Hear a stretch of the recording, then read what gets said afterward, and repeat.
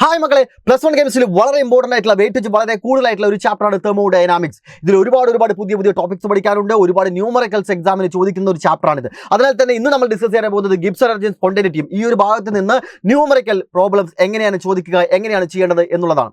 Okay, ആദ്യം നിങ്ങൾ മനസ്സിലാക്കേണ്ടത് ഗിബ്സ് എനർജി എന്താണ്. ഗിബ്സ് എനർജി എന്നുള്ള ഡെഫിനിഷൻ മറ്റു കാര്യങ്ങളെല്ലാം ഞാൻ ഇവിടെ കൊടുത്തിട്ടുണ്ട്. നമുക്കെല്ലാം ഇതെല്ലാം അറിയാവുന്നതാണ്. ഞാൻ നേരെ ന്യൂമറിക്കൽസിലോട്ടാണ് കടക്കുന്നത്. അതിന് മുൻപ് ഇക്വേഷനും മറ്റു കാര്യങ്ങളും നിങ്ങൾ അറിഞ്ഞിരിക്കേണ്ടതുണ്ട്. It is a maximum amount of available energy that can be converted to useful വർക്കായിട്ട് കൺവേർട്ട് ചെയ്യാൻ പറ്റുന്ന മാക്സിമം എമൗണ്ട് ഓഫ് എനർജി, ഒരു സിസ്റ്റത്തിന്റെ മാക്സിമം എമൗണ്ട് ഓഫ് എനർജിയാണ് നമ്മൾ എന്ന് പറയുന്നത് ഗിബ്സ് എനർജി എന്ന് പറയുന്നത്. അതൊരു എക്സ്റ്റേണൽ പ്രോപ്പർട്ടി, എക്സ്റ്റൻസീവ് പ്രോപ്പർട്ടി ആണെന്നും സ്റ്റേറ്റ് ഫംഗ്ഷൻ ആണെന്നും എന്നുള്ള കാര്യമെല്ലാം നമുക്കറിയാം. അതിന്റെ unit kilo joule per mole ആണ്. ഇതൊക്കെ ഓരോരോ മാർക്കിനായിട്ട് ചോദിക്കുന്ന ചോദ്യങ്ങളാണ്. അതിനാൽ തന്നെ ഇതെല്ലാം ഒന്ന് അറിഞ്ഞിരിക്കുക. ദെൻ ഗിബ്സ് എനർജി വെച്ചുകൊണ്ട് ഒരു പ്രോബ്ലം വരുന്നത് ഈ ഇക്വേഷനുമായി ബന്ധപ്പെട്ടാണ്. അതായത് delta G is equal to delta H minus T delta S എന്ന് പറഞ്ഞു. ഇതിൽ ഡെൽറ്റ എച്ച് എന്ന് പറഞ്ഞാൽ എൻതാൽപ്പി ചേഞ്ച് ആണ്, ടി ടെമ്പറേച്ചർ ആണ്, ഡെൽറ്റ എസ് എന്ന് പറഞ്ഞാൽ എൻട്രോപ്പിയാണ്. എൻട്രോപ്പിയും ഗിബ്സ് എനർജിയും എങ്ങനെ ബന്ധപ്പെട്ടിരിക്കുന്നു എന്നൊരു ചോദ്യം വരാം. അതുപോലെ തന്നെ എൻട്രോപ്പിയും ഇവിടെ പറയുന്ന എൻതാൽപ്പിയും തമ്മിൽ ബന്ധപ്പെട്ടിരിക്കുന്നത് എങ്ങനെയാണ് എന്നൊക്കെ ചോദിക്കുകയാണെങ്കിൽ ഈ ഒരു ഇക്വേഷനാണ് നമ്മൾ കൊടുക്കേണ്ടത്. ഓക്കെ, ഇനി ഇത് സ്പോണ്ടേനിറ്റിയുമായി എങ്ങനെ ബന്ധപ്പെട്ടിരിക്കുന്നത്, എന്താണ് സ്പോണ്ടേനിയസ് നോൺ സ്പോണ്ടേനിയസ് റിയാക്ഷൻ എന്ന് പറഞ്ഞാൽ ഒരു റിയാക്ഷൻ അല്ലെങ്കിൽ ഒരു പ്രോസസ്സ് തനിയെ നടക്കുകയാണെന്നുണ്ടെങ്കിൽ അതിന് നമുക്ക് സ്പോണ്ടേനിയസ് പ്രോസസ്സ് എന്ന് പറയാം. ഒരു എക്സ്റ്റേണൽ ഏജൻസിയുടെ ഹെൽപ്പോടുകൂടെ മാത്രമേ നടക്കുള്ളൂ, ഒരു പ്രത്യേക കണ്ടീഷൻ ഉണ്ടെങ്കിൽ മാത്രമേ അത് നടക്കുള്ളൂ. അങ്ങനെയുള്ളതിനാണ് നമ്മൾ നോൺ സ്പോണ്ടേനിയസ് എന്ന് പറയുന്നത്. ഒരു കെമിക്കൽ റിയാക്ഷൻ സ്പോണ്ടേനിയസ് ആണോ നോൺ സ്പോണ്ടേനിയസ് ആണോ എന്ന് ഗിബ്സ് എനർജിയുടെ കേസിൽ എങ്ങനെയാണ് പറയുക? വളരെ ഈസിയാണ്. ഗിബ്സ് എനർജി നമ്മൾ കണ്ടുപിടിക്കുന്നു. ഡെൽറ്റ ജിയുടെ വാല്യൂ <0 ആണെങ്കിൽ, നെഗറ്റീവ് ആണ് അതിൻ്റെ വാല്യൂ എങ്കിൽ അത് ഉറപ്പായും സ്പോണ്ടേനിയസ് ആണ്. നിങ്ങളോട് ചോദിക്കുകയാണ് താഴെ തന്നിരിക്കുന്ന കെമിക്കൽ റിയാക്ഷൻ സ്പോണ്ടേനിയസ് ആണോ അല്ലയോ എന്ന് ചോദിച്ചാൽ ഉറപ്പായും നിങ്ങൾ കണ്ടുപിടിക്കുന്നത് ഡെൽറ്റ ജിയുടെ വാല്യൂ ആണ്. ഡെൽറ്റ ജിയുടെ വാല്യൂ കണ്ടുപിടിക്കാനുള്ള ഇക്വേഷൻ ഇവിടെ ഉണ്ട്. ഡെൽറ്റ എച്ചും ടിയും ഡെൽറ്റ എസും എല്ലാം തന്നിരിക്കും. ഡെൽറ്റ ജി കണ്ടുപിടിക്കുക. ഡെൽറ്റ ജിയുടെ വാല്യൂ <0 ആണെങ്കിൽ ഉറപ്പാണ് അത് സ്പോണ്ടേനിയസ് ആണ്. ഈക്വൽ ടു 0 ആണെങ്കിൽ ഇത് ഇക്വിലിബ്രിയം ആണ്. ഡെൽറ്റ ജി >0 ആണെങ്കിൽ നോൺ സ്പോണ്ടേനിയസ് ആണ്. അപ്പോൾ സ്പോണ്ടേനിയസ് ആണോ നോൺ സ്പോണ്ടേനിയസ് വെച്ചാൽ ഉറപ്പിക്കുക. എന്താണ് കണ്ടുപിടിക്കുന്നത്? ഡെൽറ്റ ജിയുടെ വാല്യൂ. ഡെൽറ്റ ജി നെഗറ്റീവ് ആണെങ്കിൽ സ്പോണ്ടേനിയസ് ആണ്. ഓക്കെ, ഇതുമായി ബന്ധപ്പെട്ട് ഈ കഴിഞ്ഞിരിക്കുന്ന എക്സാമിന് വന്നിരിക്കുന്ന ഒരു ചോദ്യമാണ് ഞാൻ നിങ്ങളുടെ മുന്നിലായിട്ട് പ്രസന്റ് ചെയ്യാനായിട്ട് പോകുന്നത്. വേഗം നോക്കുക. Give the criteria four spontaneity of A process in terms of Gibbs free energy change. Gibbs എനർജിയുടെ ചേഞ്ചിൽ സ്പോണ്ടേനിറ്റിയുടെ കേസ് പറയാനായിട്ട് പറയുകയാണ്. എങ്ങനെയാണ് പറയുന്നത്? ഡെൽറ്റ ജിയുടെ വാല്യൂ <0 ആണെന്നുണ്ടെങ്കിൽ, ഡെൽറ്റ ജിയുടെ വാല്യൂ നെഗറ്റീവ് ആണ് എന്നുണ്ടെങ്കിൽ ഉറപ്പിക്കാം അതെന്താണ് സ്പോണ്ടേനിയസ് പ്രോസസ് ആണെന്നുള്ളത്. For a spontaneous process delta G should be എന്തായിരിക്കണം? നെഗറ്റീവ് ആയിരിക്കണം. ഇനി അടുത്ത ചോദ്യം വളരെ ഇമ്പോർട്ടൻ്റ് ആയിട്ടുള്ളതാണ്. ഇതുപോലൊരു ചോദ്യങ്ങൾ ഒരുപാട് വർഷങ്ങളിൽ ആവർത്തിച്ചിട്ട് വന്നിട്ടുള്ളതാണ്. അതിനാൽ തന്നെ ഇത് വളരെ ഇമ്പോർട്ടൻ്റ് ആണ്. ശ്രദ്ധിച്ച് കേൾക്കുക. ഇനി വരാൻ പോകുന്ന എക്സാമുകൾക്കും നിങ്ങൾക്ക് ഉറപ്പായും കാണാൻ പോകുന്ന ഒരു ചോദ്യം തന്നെയാണ്. Find the temperature above which the following reaction become spontaneous. ഇവിടെ തന്നിരിക്കുന്ന കെമിക്കൽ റിയാക്ഷൻ ഏത് ടെമ്പറേച്ചറിന് മുകളിലാണ് സ്പോണ്ടേനിയസ് ആയിരിക്കുന്നത് എന്നാണ്. ഒരു പെർട്ടിക്കുലർ ടെമ്പറേച്ചർ വരെ അത് നോൺ സ്പോണ്ടേനിയസും, ഒരു ടെമ്പറേച്ചറിൽ അത് ഇക്വിലിബ്രിയം, അതിനുശേഷമുള്ള ടെമ്പറേച്ചറിൽ അത് സ്പോണ്ടേനിയസും ആയിരിക്കും. അത് ഏത് ടെമ്പറേച്ചറാണ് എന്നാണ് ചോദിച്ചിരിക്കുന്നത്. ഇക്വേഷൻ ഇതാണ്. MgO + C gives Mg + CO. എന്നീ കെമിക്കൽ റിയാക്ഷനിൽ ഡെൽറ്റ എച്ചിൻ്റെ വാല്യൂ തന്നിട്ടുണ്ട്, ഡെൽറ്റ എസിൻ്റെ വാല്യൂ തന്നിട്ടുണ്ട്, ഡെൽറ്റ ജി തന്നിട്ടില്ല.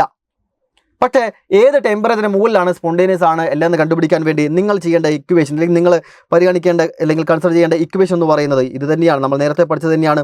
Delta G is equal to delta H minus T delta S. ഇതിൽ ഏതൊക്കെ വാല്യൂ തന്നിരിക്കുന്നത്? ഡെൽറ്റ എച്ചിൻ്റെ വാല്യൂ തന്നിട്ടുണ്ട്, ഡെൽറ്റ എസിൻ്റെ വാല്യൂ തന്നിട്ടുണ്ട്. ഇനി ഡെൽറ്റ ജിയുടെ വാല്യൂ തന്നിട്ടില്ല. പക്ഷേ ടെമ്പറേച്ചർ കണ്ടുപിടിക്കാനും പറഞ്ഞിരിക്കുന്നു. ഇങ്ങനെയുള്ള കേസിൽ ഈ ചോദ്യം, ഇങ്ങനെ വരുന്ന ചോദ്യങ്ങളെല്ലാം നിങ്ങൾ ചെയ്യേണ്ടത് ഡെൽറ്റ എച്ചിൻ്റെ വാല്യൂ ഡെൽറ്റ എസിൻ്റെ വാല്യൂ ക്വസ്റ്റിൽ തന്നിരിക്കും, സബ്സ്റ്റിറ്റ്യൂട്ട് ചെയ്യുക. ഡെൽറ്റ ജിയുടെ വാല്യൂ 0 എന്നിട്ട് കൊടുക്കുക. അപ്പോൾ നിങ്ങൾക്ക് ടെമ്പറേച്ചറിനൊരു വാല്യൂ കിട്ടും. ആ ടെമ്പറേച്ചറിന് മുകളിലാണെങ്കിൽ അത് സ്പോണ്ടേനിയസ് ആയിരിക്കും, ആ ടെമ്പറേച്ചറിൽ അത് ഇക്വിലിബ്രിയം ആയിരിക്കും. അതിനേക്കാൾ കുറഞ്ഞ ടെമ്പറേച്ചറിൽ അതെല്ലാം നോൺ സ്പോണ്ടേനിയസ് ആയിരിക്കും. ഈ പറഞ്ഞ കാര്യം ഓർത്ത് വെച്ചോളൂ. അപ്പോൾ ഡെൽറ്റ എച്ചിൻ്റെയും ഡെൽറ്റ എസിൻ്റെ വാല്യൂ ഞാൻ എടുത്ത് എഴുതുന്നുണ്ട്. ക്വസ്റ്റിൽ തന്നിരിക്കുന്ന ഡെൽറ്റ എച്ചിൻ്റെ വാല്യൂ എത്രയാണ്? ഡെൽറ്റ എച്ച് എന്ന് പറഞ്ഞാൽ 490 കിലോ ജൂൾ പെർ മോളാണ്. ഡെൽറ്റ എസിൻ്റെ വാല്യൂ എടുത്തിടുന്നുണ്ട്. ഡെൽറ്റ എസിൻ്റെ വാല്യൂ 198 ജൂൾ കെൽവിൻ പെർ മോളാണ്. നോക്കുക, ഇവിടെ തന്നിരിക്കുന്നത് 198 ജൂൾ എന്ന് തന്നിരിക്കുന്നു, ഇവിടെ കിലോ ജൂൾ എന്ന് തന്നിരിക്കുന്നു. ഇങ്ങനെയുള്ള കേസുകളിൽ കിലോ ജൂൾ എന്ന് തന്നിരിക്കുന്ന കേസുകളിൽ പ്രോബ്ലം ചെയ്യുന്ന സന്ദർഭങ്ങളിൽ നിങ്ങൾ ശ്രദ്ധിക്കേണ്ടത് രണ്ടിൻ്റെയും യൂണിറ്റ് സെയിം ആയിരിക്കണം. ഡെൽറ്റ എച്ചിൻ്റെ വാല്യൂ കിലോ ജൂളിലാണ്, ഡെൽറ്റ എസിൻ്റെ വാല്യൂ ഞാൻ കിലോ ജൂളിലോട്ട് കൺവേർട്ട് ചെയ്യുന്നു. ജൂൾ ആണെങ്കിൽ രണ്ടിലും ജൂളിലോട്ട് മാറ്റണം, കിലോ ജൂൾ ആണെങ്കിൽ 2 കിലോ ജൂളിലോട്ട് മാറ്റാം. ഇതിനെ വേണമെങ്കിൽ ജൂളിലോട്ട് മാറ്റാം. അപ്പോൾ ഇതും ജൂളാണ് അതും ജൂളാണ്, അങ്ങനെയും പ്രോബ്ലം ചെയ്യാം. ഇതിപ്പോൾ കിലോ ജൂളിലാണ്, ഞാൻ ഇതിന് കിലോ ജൂളിലോട്ട് മാറ്റുന്നു. രണ്ടും ഒരേ യൂണിറ്റ് ആയിരിക്കണം. കിലോ ജൂളിലോട്ട് മാറ്റാൻ എന്ത് ചെയ്താൽ മതി? 1000 കൊണ്ട് ഡിവൈഡ് ചെയ്താൽ മതി. ഓക്കെ, 1000 കൊണ്ട് ഡിവൈഡ് ചെയ്താൽ നമുക്ക് 0.198 kilo joule kelvin per mole എന്ന് കിട്ടും. റെഡി. അപ്പോൾ 198 കിലോ ജൂൾ എന്നായി. അപ്പോൾ ഡെൽറ്റ എച്ചിൻ്റെ വാല്യൂ ഡെൽറ്റ എച്ചിൻ്റെ വാല്യൂ ഇവിടെ ഉണ്ട്. സബ്സ്റ്റിറ്റ്യൂട്ട് ചെയ്യാം. ഡെൽറ്റ ജിയുടെ വാല്യൂ എന്താണെന്ന് കൊടുക്കുന്നു? 0 എന്ന് കൊടുക്കുന്നു. 0 ഈക്വൽ ടു ഡെൽറ്റ എച്ചിൻ്റെ value 490 minus T is equal T into എത്രയെന്ന് വരും?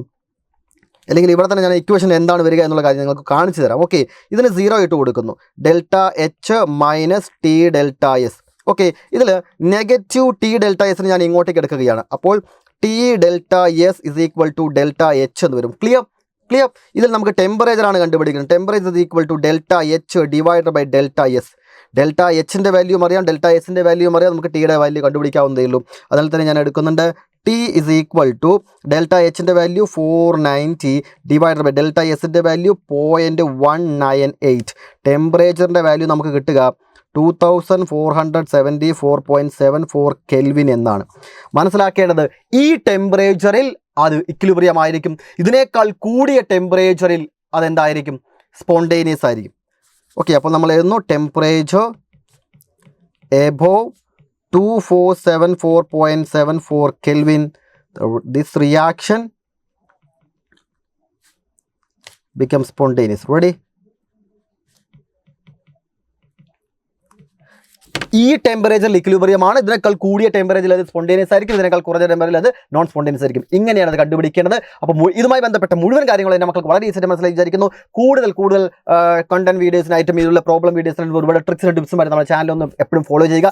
ഏത് വീഡിയോയിലും ഒന്ന് ക്ലിക്ക് ചെയ്ത് നോക്കുക. വളരെ ഇമ്പോർട്ടൻ്റ് ആയിട്ട് നിങ്ങൾക്ക് എക്സാമിന് ഫുൾ മാർക്ക് അടിക്കാനുള്ള മുഴുവൻ കാര്യങ്ങൾ ഞങ്ങൾക്ക് ഓരോ ദിവസങ്ങളിൽ നിങ്ങൾക്ക് തന്നുകൊണ്ടിരിക്കുന്നുണ്ട്. തുടർന്നുള്ള ലൈവ് ക്ലാസ്സുകൾ കൃത്യമായി കാണുക. അപ്പോൾ ഈ വീഡിയോ നിങ്ങൾക്ക് വളരെ യൂസ്ഫുൾ ആണെന്ന് തോന്നുകയാണെങ്കിൽ മാത്രം നിങ്ങളുടെ എല്ലാ ഫ്രണ്ട്സിനും ഒന്ന് ഷെയർ ചെയ്യുക. ഈ ക്ലാസിനെ കുറിച്ചുള്ള അഭിപ്രായം തീർച്ചയായും താഴത്തെ കമന്റ് ബോക്സിൽ രേഖപ്പെടുത്തുക. അപ്പോൾ ഇന്നത്തെ ക്ലാസ്സിൽ പറഞ്ഞ കംപ്ലീറ്റ് കാര്യം നിങ്ങൾക്ക് വളരെ വ്യക്തമായിട്ട് മനസ്സിലായി.